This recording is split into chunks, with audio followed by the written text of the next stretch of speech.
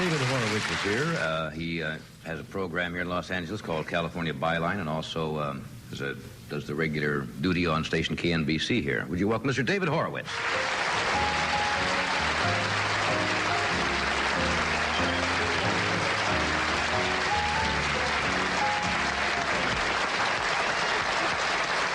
I told you about those movies I was talking to Buck Henry about, because I thought that the advertising was a little... they were cutting a few corners, saying that they had proof that creatures from another planet had visited here. And I don't think they do. If they had, I mean, a lot of scientists would like to know about it. And we see some strange folks around NBC, of course, but it's as you told me. Johnny said that it's very strange. These people who come from another planet always seem to land in a place like Pascagoula, Mississippi, and there are two fishermen sitting on a bank. That's right. And suddenly a flying saucer arrives. They never land in Chicago or New York, go to Lincoln Center. Probably some guy in a Winnebago camper on Route 66 with his wife and the dog runs under the camper. We just saw the orange lights, and it's the same witness every time. He goes from... After our conversation, I did a little research on these so-called exploitation films. There's one film where they show you the prehistoric Ark. I found out that there are pieces about an inch long that are in some museum in France that show this Ark. Of course, you never see it in the film. You never see the Ark. But these films are what they call four-wall exploitation films. Many of them are not even reviewed in the press. They go into an area, they saturate the television sets with commercials for these movies. You go and see the movie and you walk out and you go, so what? So what? Is you've laid out $3.50 to see a film, and it might not have shown what you thought it did. Now, I have something to tell folks that I found out from the movie critic of the Los Angeles Times, Charles Champlin. He said that you can go to the box office, and if the film is not as advertised, you can demand your money back. Now, these promoters usually take over the box office. Right. You know, they actually rent the theater, take over the box office. In other words, if I came out and I said, hey, you didn't have any proof in there that there are aliens from another planet, that's not proof. I want my money back. Exactly. They would have to give me my money back? Exactly. Well, that's interesting. Well, they should. The theater should. And if not, you can protest. And if they don't want to give you your money back, you can tell them, well, you know, folks, I'm not coming to this theater anymore. And if enough people do that, you can get what you deserve. But don't try to rip the theater off. Right. Don't sit through the whole movie and walk up and say, give me my $3.50 back. That's not fair either. What else we got on the line tonight? Oh, we got a lot of things. I have something that's going around that I think is colossally falls into the area of not being a ripoff, but misrepresentation. I want you to look at this, Johnny, and tell me what it is. You want me to read anything? No, you don't have to read it. Just tell me what it looks like to you. It looks like a bill. Okay, maybe we can hold that to the camera and I'll talk about it. It doesn't matter. I see it says so-and-so amount, and it looks like terms. Right. Now, this kind of gimmick, and I say gimmick, is going around the country. You think you're getting a bill for a magazine or for an insurance policy or something else. What it actually is a sales promotion piece. What it looks like is that you owe the company money. Now, most of us are really not too sharp. And we'll see a bill coming in. We sit there with the checkbook. Well, obviously, this looks like you have ordered it, and yes, they are billing you. Exactly. But on the fine print on the bottom, according to federal regulations, they say that this is a solicitation for the order of goods or services or both, and not a bill. But show them the size of that print. That small type. Well, let's see. But it looks like a bill. And if you get anything in the mail... It's down in here. Well, we talked to the publisher of this magazine, and the guy says, well, you know, we have a right to make a living. That's the way we sell magazines. Nothing illegal about this. You're Nothing illegal about it. A little shady, you'd say. Yes. At best. A little misrepresented. Okay, so when you get something like this, make sure that it's Make sure it is a bill, and don't pay it if it isn't something that you ordered, and always question it. I don't... say something here about that? Sure, Richard. For a second. That years ago, I bought an organ. An old organ in Harrods antique store in London. I bought the organ, and they forgot to bill it.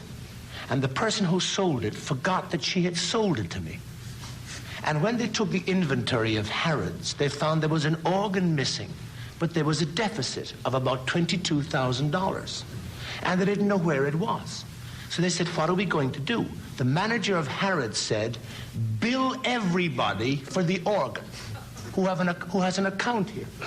And do you know that 19 different people paid for that organ? I swear. Did you come forward and say that it was your organ? I'll tell you what happened. No, I didn't know. Wait a minute. No, I'm no moral man here. All I know is that 19 different people paid for the organ, and finally, nobody ever... Wait. The funny story? The bill arrived to me. I said, my manager's kind of slow at paying bills. So I finally decided to sell my house in London. So I rang up Harrods, and I said, would you take the organ back? Not only they were paid, con man, you're a con man. Not only were they paid 19 times, but they got the organ back. That's a weird story. All right, let me do this. We'll do some more. Now, 9 Lives brings you America's favorite finicky cat. Here's Morris.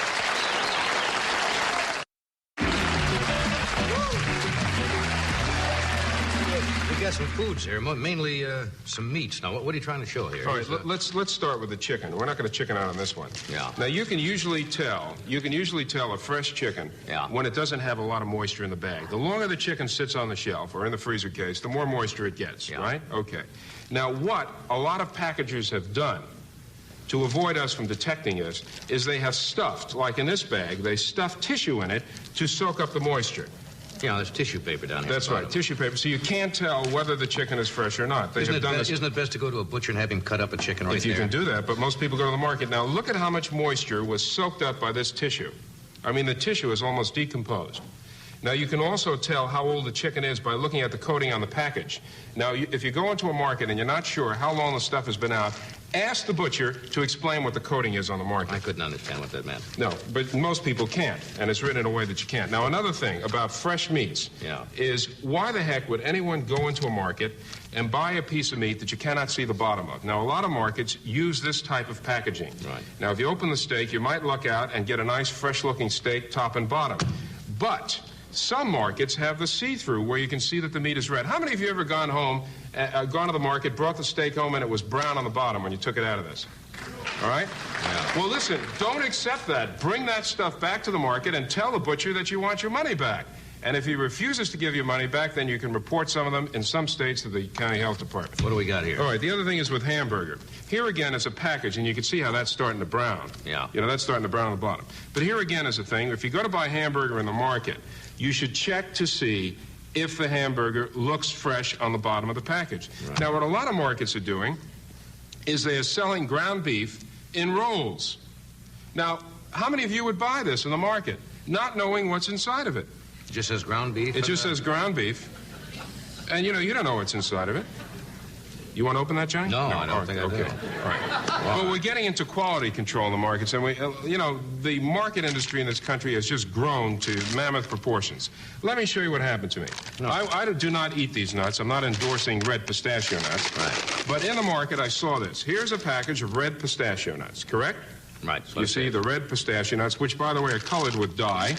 Now, on the same shelf, what does this say? Virginia peanuts. Now, does that look like Virginia peanuts? No, not exactly. Well, I don't know what they do down there in Virginia. But, they couldn't even be Georgia nuts. In other words, they just got the labels. You know, well, but what's happening in markets is that they're mass-producing stuff so much that that the packaging even looks identical. I mean, the packaging looks identical. All they do is change the name of the product, and they put in, obviously, another product. Now, tell me about this potato chips in a bag this size. I mean, here's a half-ounce bag of potato chips. Right.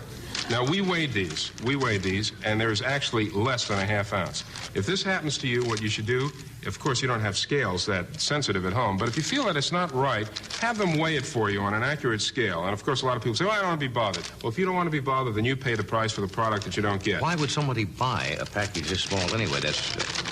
Well, I know, but there's the other side of it, Johnny. I don't know why. Maybe people have small appetites. Or it's a lunch bag treat. You know, put in your brown bag. But here's a package of potato chips that we found that says 1/2 ounce on it. We weighed it, and it has 1 1/4 ounces, so you make up for it. But in most cases, you get stuck. Okay. All right. What else? Finally, we bought this artificial sweetener. Yeah. And inside the box, we found, feel that package. Nothing in here. Absolutely nothing in it. Empty packages. Again, the machine's taking over. In other words, there's supposed to be 100 individual packets, right. But this many of them that you found. Yeah, there were more of them. There were many, many, many in this box. About a third were not filled. They're sealed, but there's nothing in them. There's nothing in them. Now, what do you do in a case like this? Now, I'm not trying to, this company is not trying to rip off the consumer. I understand. What happens is that because of mass production, there are always slip-ups, the so-called production line goof-up. And these empty packages got into the box. Now, I don't know, what would you do with this, folks? You'd probably just throw them away, right? Wrong. What you should do is to go to the company and tell them, either write them or call them if they have an office in your city, and say, hey, look, you know, I got a lot of empty packages of artificial sweetener, and in almost every case, the company will not only give you the packages back, but they'll give you more product. You say that's the main thing, that people should write to the company rather than just dismissing it. And the first thing you should do, like I suppose the good merchandisers want to know those things. Absolutely. Yeah. The first, and because I want to say that most business people want to stay in business by giving you what you're paying for. Now, the first thing to do is to go to the store and complain if you get brown meat, like this hamburger, bring it back and don't eat it. Or if you get a piece of meat that tastes bad, bring it back. Go there first. If that doesn't work, then you should go to the head of the chain. And if that doesn't work, then you should go to a government agency. But always try the company or the store first. And if nothing works, you go back and you hit them with the chicken.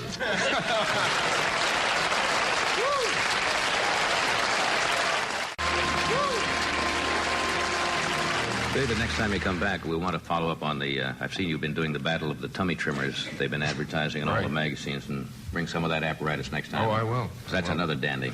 Thanks for being here. Buck, I want to see the pilot when it's ready. You shall, Jim. Clark, okay. And Richard, thanks for being here tonight. Thank you. Sandra Crossing is opening all over the country. Mary McGregor, who was supposed to be with us tonight, will be with us next week. And tomorrow we'll have Lola Falana, Bert Cosby, Shana Alexander, and French actress Marie-France Bissier. Thank you. Good night.